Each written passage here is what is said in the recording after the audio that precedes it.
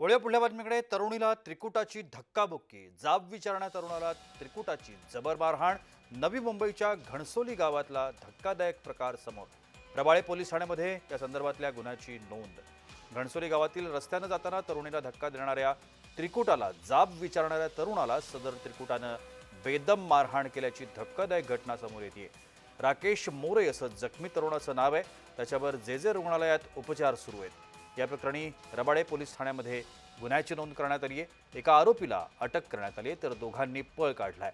19 वर्षीय तरुणी आपल्या आईसह बिल्डिंगमध्ये जात असताना त्या ठिकाणी उभ्या असलेल्या तिघांचा तरुणीला धक्का लागला आणि यावरून तरुणीचं त्रिकुटासोबत वाद सुरू असताना राकेशने मध्यस्थी केली, जाब विचारला. त्याचा राग अनावर झाल्यानं तिघांनी मिळून राकेशला जबर मारहाण केली. या प्रकरणी पोलीस अधिक तपास करतायत. फरार आरोपींचा शोध देखील सुरू आहे.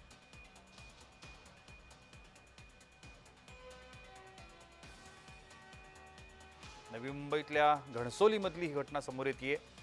एका त्रिकुटानं तरुणीला धक्काबुक्की केली. त्याचा जाब विचारणाऱ्या एका तरुणाला या तिघांनी जोरदार मारहाण केली. यामध्ये जखमी झालेला राकेश याच्यावरती उपचार सुरू आहे.